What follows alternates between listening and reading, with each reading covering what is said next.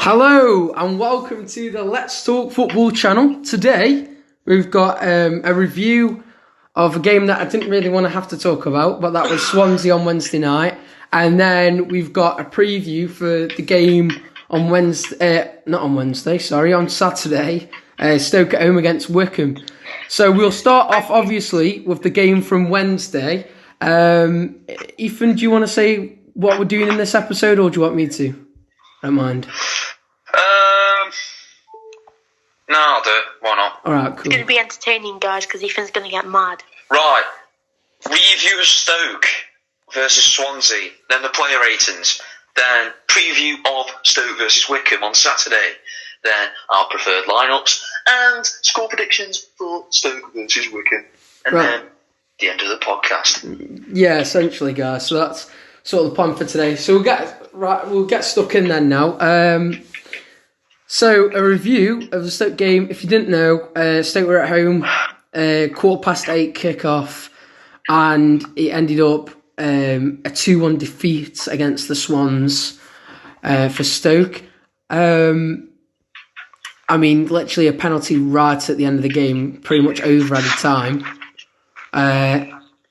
I'm not going to say what I think about the penalty or anything. I'm going to let it go to Ethan and Jack and stuff first to say what they think. But Ethan, if you want to talk about what you thought about that game. Well, to be honest, I thought we were the better side. Going to be honest with you. Swansea.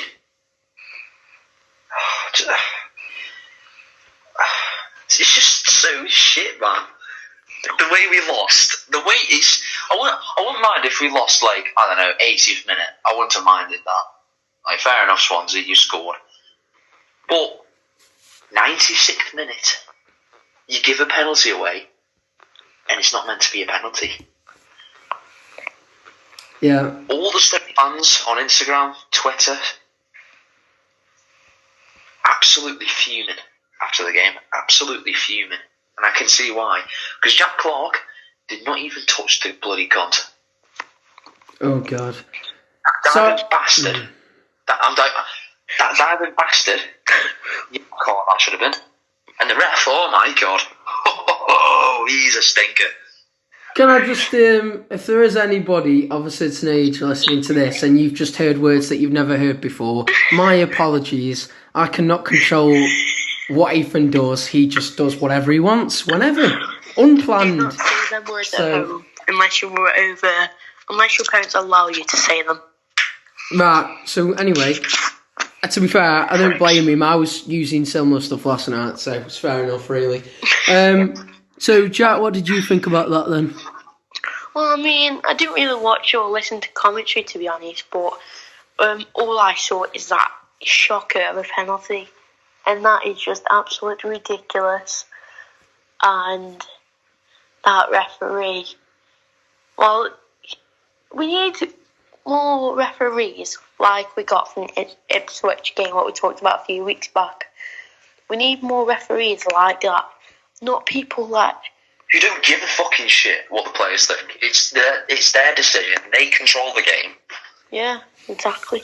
Stupid. So, it's just shocking, isn't it, that for a penalty. So, that referee should at least get a fine. That's the least they can give him. Yeah. So, I'll sort of say what I think then, just following up on those things. I mean, they said things that, Ethan and Jack both said things that I was going to say as well. We knew, what the reaction was going to be to that, because I've seen that penalty on about 3 different angles now. And on about 2 of them, you can still see that it's clearly not a penalty, but there's this 3rd angle that I've seen, from Sky Sports, and it's just obvious that there's no contact there whatsoever. I think it's Norton, the player. He's gone in the box. Now, it's 96 minutes, I believe, so he knows the game, this is it now. Clark's just behind him. He's thought, I'll go down because we're desperate for a win. We really want one to keep our hopes alive of, top 2 and everything, keep the race going. We're desperate. We'll go down. We'll see if he gives it. And unbelievably, he gives it. And it's not just the fact that it's not a penalty. It's that I mean, obviously you've got to try and get decisions right, regardless of what game it is and whatever.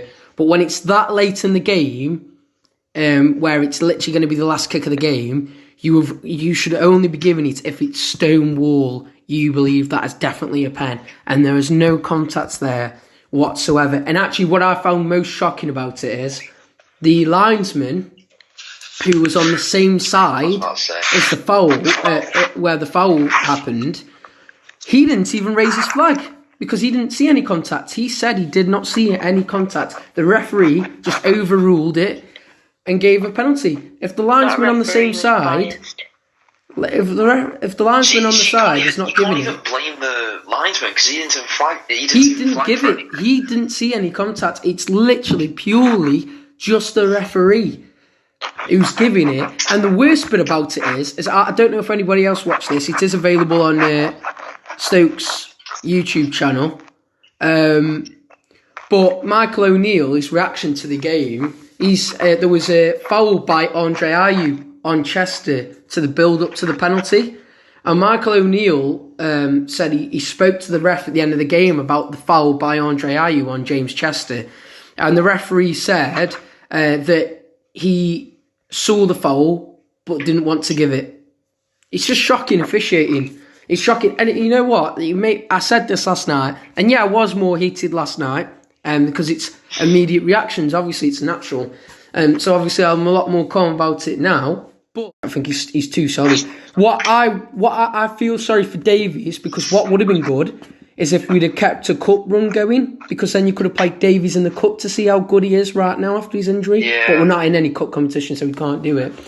In league, when you're swapping and changing goalkeepers, it can really upset the game. So Chester, I'd say solid 7, solid at the back really, but we still conceded 2, but you know, solid really, so 7. Suter, I'd say I'd give him a 7.5, solid at the back once again, winning all of his aerial battles and a fair few 1v1s, so very good. Danny Bat, yeah, just give him a 4. I didn't think he was dreadful, but like he just wasn't great, and he hasn't been great for over a season now. So Tommy Smith, solid performance, I thought, to be honest. I'd give him a 7, solid performance. That's 2 in a row now from Smith. And before that, I thought nowhere near good enough. It was only because of injuries he was playing. But that's 2 in a row now. So fair play to him. Keep it up. Joe Allen. Solid player, solid midfielder, isn't he? So I'd say a 7.5. John Omi McKyle. Solid defensively. Some good crunching tackles in there. Knows how to play the ball around. 7. I'd give him a 7. Norrington Davies. I think he's just class at left wing back, really, and left back. But obviously played more like left wing back last night. He's just a class. Honestly, I'd love to bring him back for another loan, but I think Sheffield United will keep him. He's a brilliant player. 7. Brown, yeah, he was all right. I still want more from him though. I'm going to say a 6. But Nick Powell, what can you say? I slated him, even did a little bit for the game against Brentford because he was quiet. But, on Wednesday night, he got his one chance and he took it and he smashed it. So fair play to him, 8, because he got our only goal for us today. And Fletcher, my goodness me, if you haven't seen the goal that we scored, go and watch it. It's unbelievable from Fletcher. They try and play a ball across at the back. Fletcher comes in, back heels it first time forward to Nick Powell and sets him up for the goal. Brilliant from Fletcher, I think, 8. So then we go on to subs, the players that came on. Only 2 subs last night from O'Neill. And this is one thing I want to quickly touch on. Can we be a bit less reluctant, O'Neill, on making subs? He's so reluctant all the time to make subs. Let's be a bit more confident on that, please. If that's the only critique I have. And also, I don't like playing 3 centre-backs. But yeah. Jordan Thompson, when he came on, I didn't really... It was late in the game he came on. I think it was about 5 minutes to go. I think it was 85th minute, if I remember correctly, when listening to the commentary. I didn't really want... that wasn't the impact that was going to help us get a draw or try and win it, because at the time it was still level, obviously. So I was a bit disappointed with that. I'll give him a 4. I don't know. Yeah. Clark, I think he tried. I think he did well. Penalty wasn't his fault at all, because it's not a penalty. So I'll give him a 6. So you can't give him too much because he barely played. We didn't play for very long. Well, no, he actually did come on at half time, didn't he? He did have a good impact, to be fair. He had some good runs. I'll change that. Yeah, I got confused then. Yeah, he came on at half time, so I'll give him a 7. And that's it for all of mine. If Ethan, you want to do yours then. Oh my goodness, I've just saw Gunn save. Exactly. Go on, then. Gunn was incredible. Oh, wow. I just thought he was so good. I'd actually give him a 10 out of 10 performance. Wow. I actually would, but since he's conceded 2, I'll give him a 9. Yeah, you have to, don't you? Smith, I thought, best game of the season he played. That was his best game of the season. I'd give him an 8. He hit the post on one of his shots, which was wow. I was actually really surprised he got it onto the post, to be fair. I thought he would have blasted into Rosette, but you know. And the ball to Fletcher when Fletcher hit the post as well. Oh, fucking hell. I'd give him an 8. Centre back, Suter, 7, wins everything. I was really impressed with his 1v1s, really. He made himself big, and he thought, I'm taking no prisoners. Nope. So, I'll give him a 7. Danny Barr, 5. He came off half time with a head injury. So, yeah. Chester, 7. Just Chester's experience tells you why he is a good centre-back and why he has been a good centre-back in his career. Norrington Davis, I didn't think he played that well. I'll give him a 6. Because for the goal, first goal, he just let Roberts just drift past. And he was so sloppy. But that's the only fault for him this season, really. Other than that, he's been brilliant, so I'm going to give him a 6. Then, McCall, he had an okay game, I'd say. Made good tackles here and there. When Gunn parried it, I think he should have just smacked it. Yeah, but he did. But he was just too hesitant. He did have. I did see something there where the ball was bouncing in the box and he managed to whack it away. He slid in and got it away. So, yeah. I'll give him a 6. Brown, 5. The only good thing he did in the first half was pressing, because that's caused the goal. His press, because he was pressing on the centre back, and oh my god, he just kept running. So fair play to him. All on that, nothing else really from him. Powell, good finish, just a fantastic goal, to be fair. I'll give him an 8. 11 for the season. So, but we need to be relying on the strikers to score, not the midfielders. Well, that's the issue, because we've only got one striker. You haven't got many strikers to rely on, exactly. Have you? So then we that's have to why we need down. a striker coming. Well, yeah, that's why we needed to get one in January instead of getting a load of bloody wingers. Yeah. To be honest.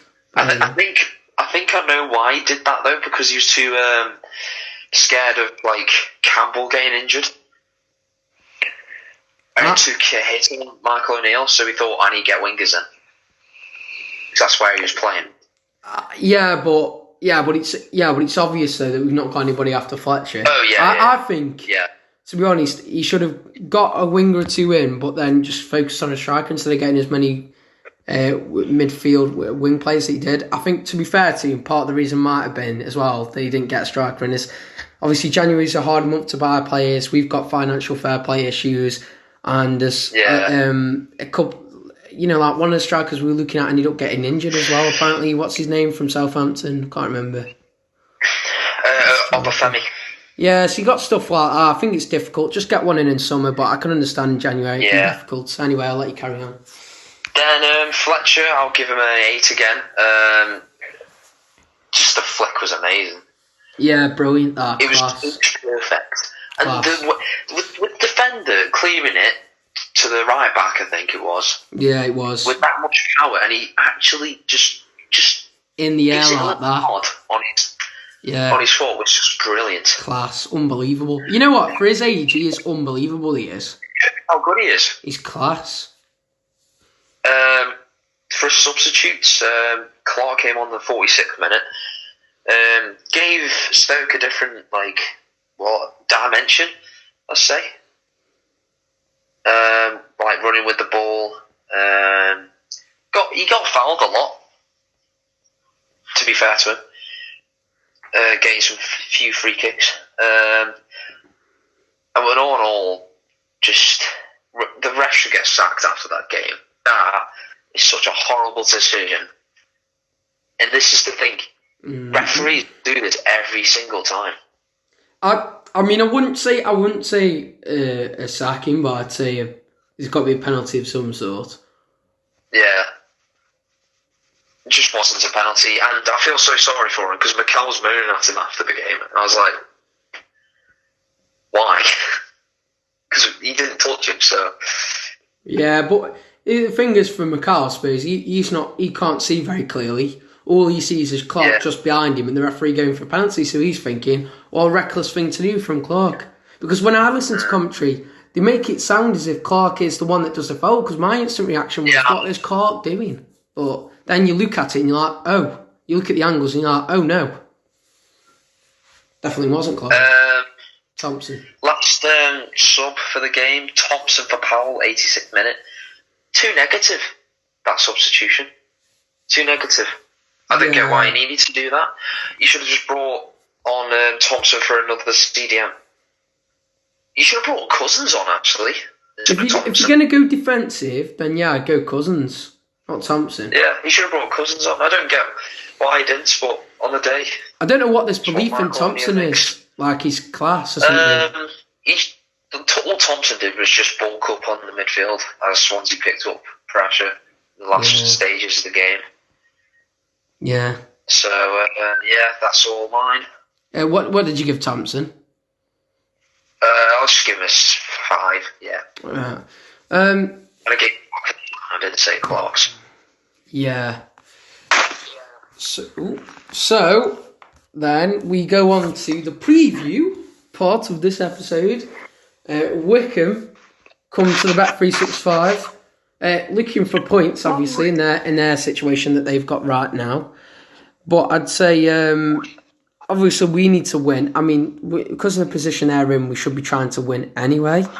But obviously, we need to win. So what I thought I'd quickly do is just before you two guys put your opinion on it and what should be going down and score predictions at the end, I just thought I'd quickly do what we did the other week, which is I'll just quickly say the last 5 for both teams.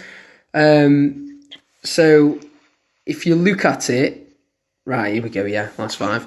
So you had for Stoke, I'll go with Stoke first since we just finished talking about them. 1-0 against Sheffield Wednesday at home, the 3-0 win again against Luton, then a 2-0 loss to Barnsley, a 2-1 loss to Brentford, a 2-1 loss to Swansea. So, as you can see, we've lost our last 3 there. All of them close scores, but nevertheless, we've lost our last 3. So, possible drop for confidence there, really. And then I'll just quickly do Wycombe's last 5 then. So they had a 2-1 loss at home against Derby. They had a 0-0 draw away against Millwall. They had a 1-0 win against Reading at home, even with a red card. They were down to 10 men in that game, and they still beat Reading 1-0. Then they went and played Norwich at home and lost 2-0. So very respectable, better than what we've done. when playing. I know we went away, but still.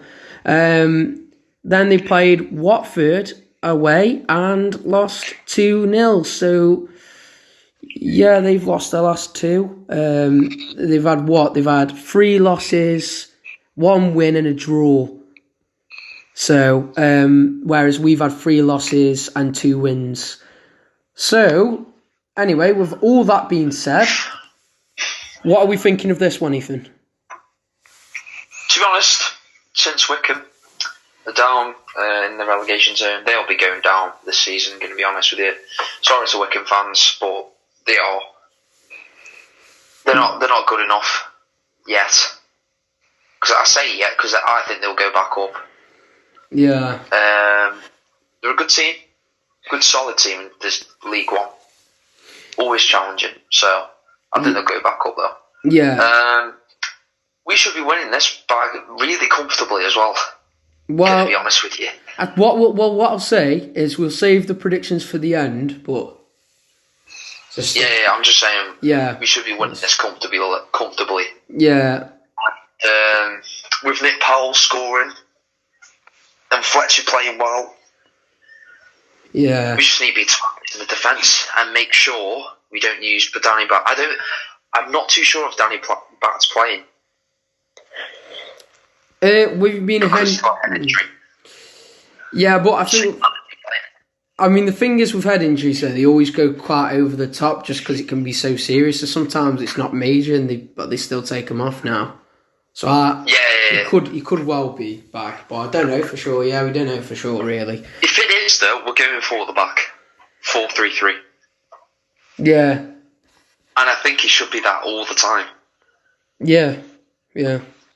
I think all of us have predicted. Our preferred lineups is a 4-3-3 all the time, aren't we? Yeah, because I think that's a good formation for the players we have, to be honest. Yeah. So, obviously, without saying what you think the score will be, Jack, what do you think about this one?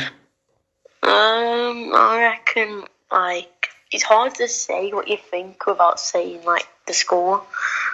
Well, what do you expect us to do without saying a score? What should we be doing against Wycombe in terms of play? And okay, alright. Well, I think that we should put heavy pressure on. I don't know why. I don't just put pressure on, and then once we've got got a 2-0 lead or something, if we do get a 2-0 lead, then we can just relax but still try and get an attack. If that makes sense. Nah. Yeah. I think we should just go all out. Don't need to defend. Oh, Wycombe. No, that's not no. That but it's talking like that that'll get the team in trouble, because that's exactly when teams slip up, when they go, yeah, we don't need to defend. Look at what we're playing today. And then guess what? You underestimate. That could be what Reading did. I'm not saying we don't need to defend. I'm saying we don't need to be a pussy, basically. Yeah, but it's not necessarily wimping off.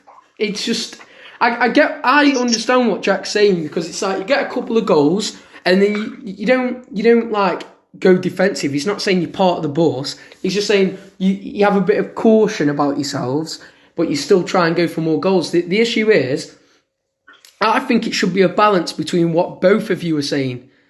Jack maybe should go for it a little bit more than what he's saying, but at the same time, I think Ethan's going for it too far. So I think it's a balance in the middle of what you two are saying would probably be the perfect formula. But you don't want to just... especially imagine if we have 4 at the back and one of our 2 centre-backs is Danny Bat. We are going to have to make sure our other defenders are not going too far, because if they countered and you've just got Danny Bat or somebody like that, long ball. Akinfenwa, I'm sorry, he's just straight up sending Danny Bat flying. Yes, get out my way. To be fair, I think he's been injured for a while. So Akinfenwa, to be honest with you, I thought he'd have more of an impact this season than what he has done with his strength and stuff. He doesn't really. Interesting. He doesn't really like. It's not really been as big of an advantage as I thought it would be. His strength, you know. Because he hasn't been playing.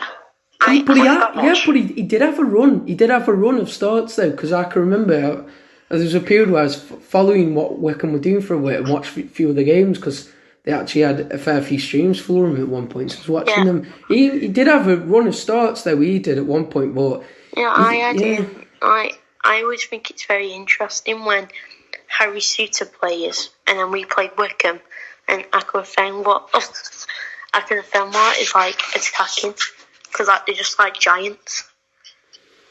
I mean, two different ways to be fair. Yeah, the big one's just fucking massive. And by the way, will I say, he is built like how? A tank. He's more than a tank. Yeah, and I will say, by the way, because I've seen him talk about hate for the size of him as a player professionally. I will just say, you go and check his Insta out and other places. He works so hard day in, day out. You see him in the gym and he's pouring with sweat, man. He's just constantly on the grind. So fair play to him, really. He does.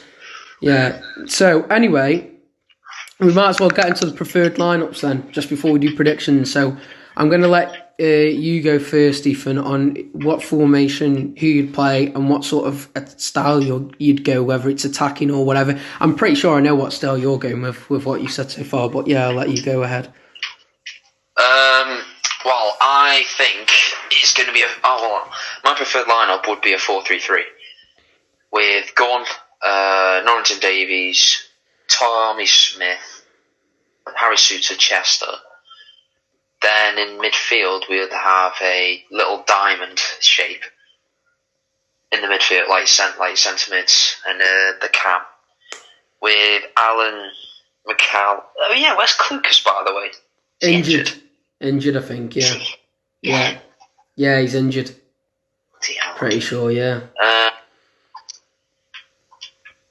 So McCall, Allen, and Powell. Yeah. Again. Because they played well, they did, to be fair.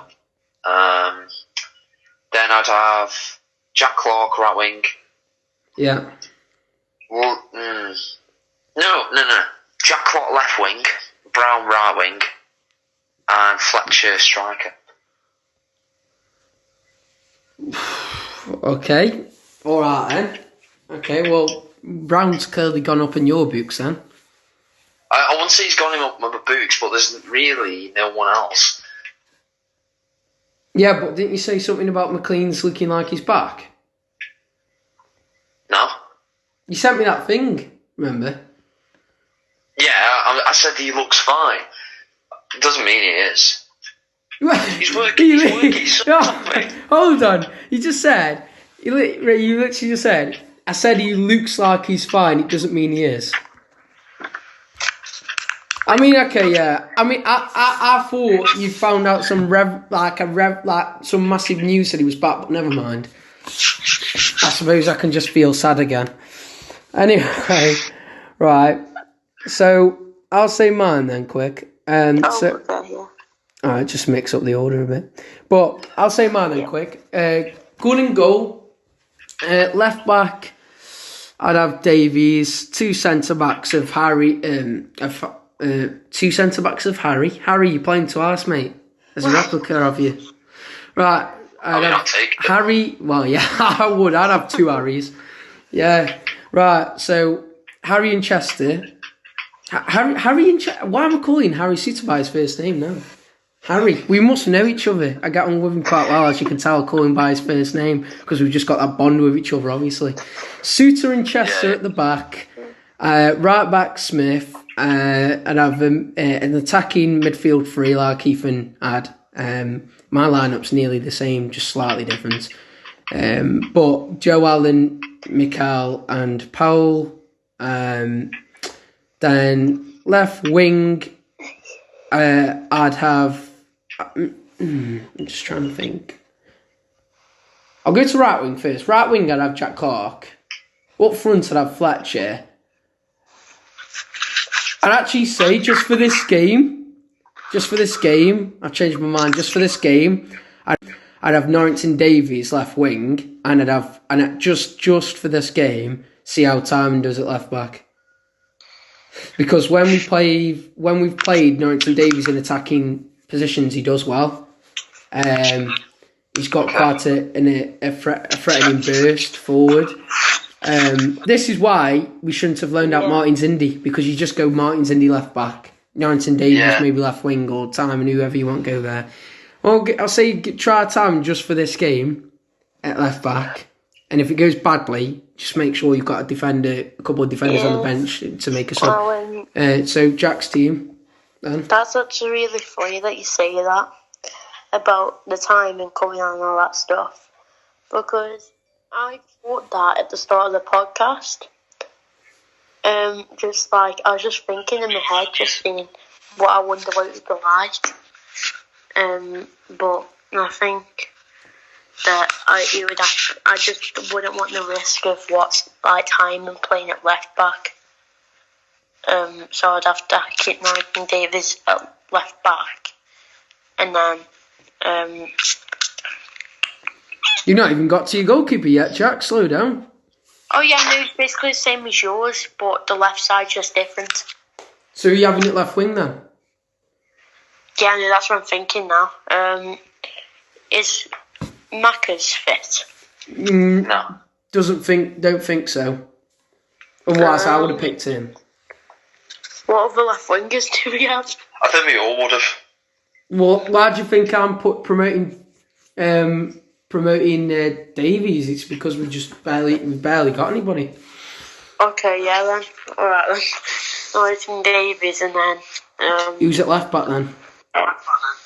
It just has to be what's his what's his name? Timon. Can't think of his name now, but yeah. Timon. Yeah, that's it, yeah. I literally just said that. Yeah. It was like lagging. No, see how I get penalised. No, it wasn't. See how I get penalised. I say Timon twice, and he ignores me. Ethan goes Timon. He goes, yeah, that's it. Yeah, thanks, Ethan. Even though Warren said it twice already. It was lagging. Right, whatever. Right, but.